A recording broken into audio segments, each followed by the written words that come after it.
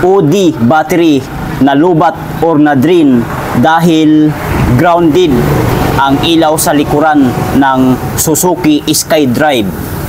Good day, Kamaster! Welcome sa BMI Motorite YouTube channel. Narito na naman ang inyong lingkod upang magbahagi ng panibagong video. So, ang topic natin sa araw nito ay magbibigay ako ng tips, ideas, and tutorial patungkol dito sa motorcycle battery. So, meron tayong battery dito na OD. Ang brand sa battery na ito ay OD gel battery. Ibig sabihin, kapag ka gel battery, ito yung battery na ang nilalagay na acid nito ay yung parang gel na nilalagay natin sa buhok. Yung malapot ba na nilalagay natin sa buhok dati-rati nung tayo ay binata pa. Kaya siya tinatawag na gel battery. Hindi din siya sulfuric acid or battery solution kasi iba rin po yon. Ang size sa battery nito ay YTX4L-BS 4 ampere hour 12 volt maintenance free battery. Ibig sabihin, less hassle. Hindi na kailangan na tutubigan or babantuan kasi ang kategory sa battery nito ay maintenance free, ready to use. At once na ma-meet ang 2 to 3 years, i-dispose na ang battery nito. Sa madaling salita, palitin na, papalitan na ng panibagong battery. Nakalagay naman po dito Super MF. Ibig sabihin ng MF, maintenance free po yan. So ito ay nakakabit sa motor ng ating customer na SkyDrive Suzuki. So, na-drain daw ito, nalulubat dahil yung kanyang taillight sa likod ng sasakyan or kung anong tawag man yan, taillight or yung ilaw na nasa puwit ng ating motor, sa puwit ng SkyDrive ni Sir, hindi mamatay, hindi mapapatay. Talagang nag-on siya palagi. Ibig sabihin may ground yun. Kaya ang battery, itong battery niya, nai-empty, nalulubat or nadidrain dahil doon sa ilaw sa likuran ng kanyang motor na hindi mapatay, hindi mamatay-matay kahit anong gawin. So ngayon, ito ay ipapacharge niya sa akin. So iti-tester muna natin para malaman natin kung ilan na lang ang voltahe sa battery na ito para makita nyo rin. Kasi nalulubat daw ito. So basically, dapat meron tayong battery tester or battery analyzer. Ito ang itsura. Ayan. So ikabit natin sa negative. Ayan. At sa positive. Ayan. As you can see, Kamaster, kung makikita at mapapansin natin, 10.92 volt or 10.91 volt ang reading sa voltahe ng battery na ito. So, lubat na lubat po yan kapag ganyan. Kapag lagi ganito ang mangyayari sa ating baterya, hindi magtatagal, masisira po. Dapat hindi po ganito lagi. Dapat i-charge niyo na ang inyong baterya 11.7 volt or kahit 12 volts pwede na i-charge. Kasi hindi na po yun sapat, kulang na po yun ang karga kapag 12 volts. Kasi ang standard sa battery para masabi natin full charge ay 12.6, 12.5, 12.6 or 12.8. Yan, yun po ang full charge para masabi natin full charge ang battery.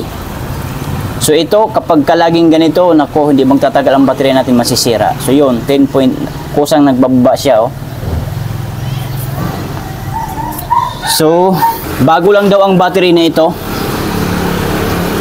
Isang linggo pa lang mahigit ang pagbili niya sa battery na ito, OD. Ayan. Nalulubat na kaagad sa kadahilanan grounded yung kanyang motor. Yung tail light ay nag-open, kusang nag-open pag once na buhay ang makina. Kahit hindi pinipiga yung kanyang handbrake o yung preno, umiilaw pa rin talaga siya.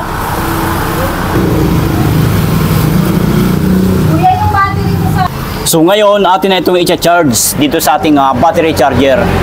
Yan, dyan natin siya i-charge ngayon. So, kuhain lamang yung kanyang mga alligator clip.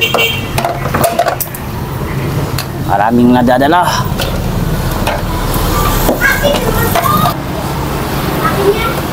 Kabitan dito sa positive.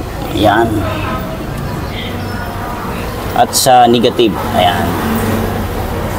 Then, saksak pa dito sa outlet. Ayan. Ayan. O, saksak na. Open na lang natin dito. Switch on off.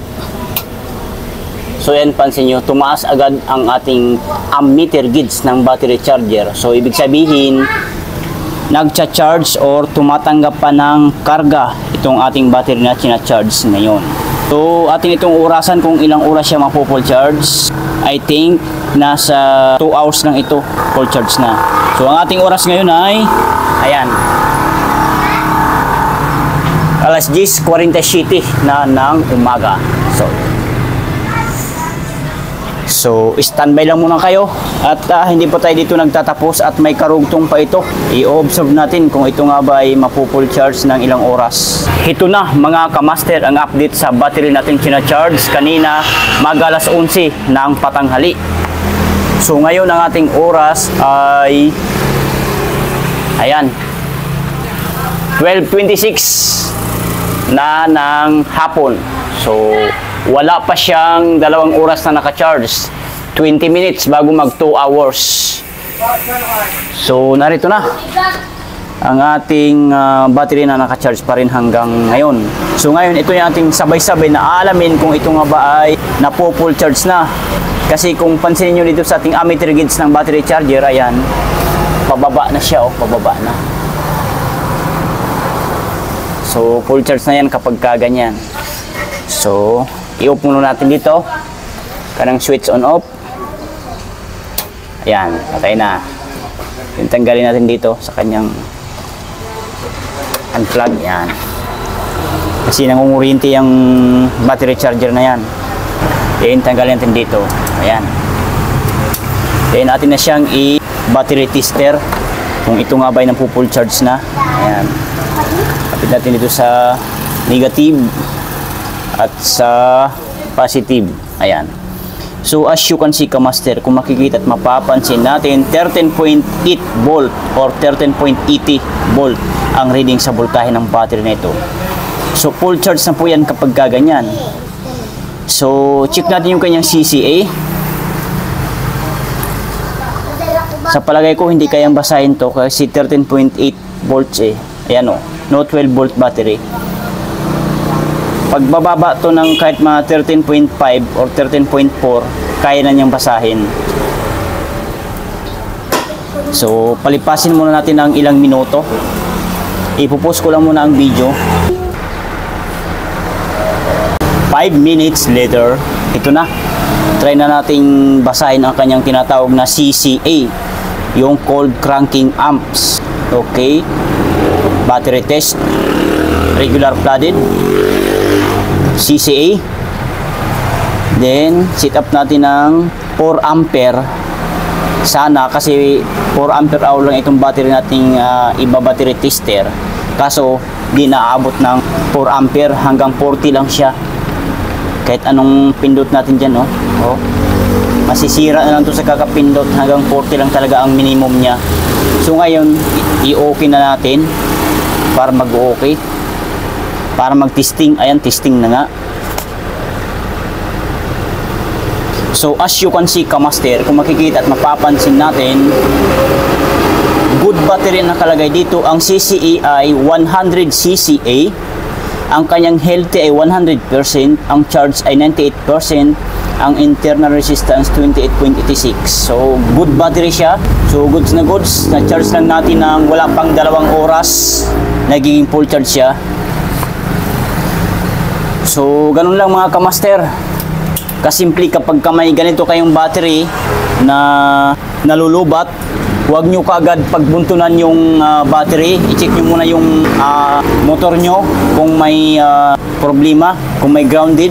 Katulad sa motor ni sir, grounded yung kanya tail light or ilaw sa likuran. I-plus ko na lang sa screen, titingnan nyo kasi pinicturan ko bago siya umalis kanina. Ayan, nasa screen, tingnan nyo. Ganyan po ang mangyayari sa battery natin kapag umiilaw palagi yan. Hindi po dapat umiilaw yan para hindi ma-drain or malulubat ang ating battery. Malakas po yan kumukonsumo ng battery. Malakas po yan makapagpalubat ng battery kapag kaganyan laging nakailaw. Dapat wala po yan, patay yan. So yun lang. And sana nakatulong sa inyo ang video na ito. And maraming salamat po sa inyong panonood. And huwag kalimutan mag-subscribe sa ating YouTube channel, BMI Motolite. Bye!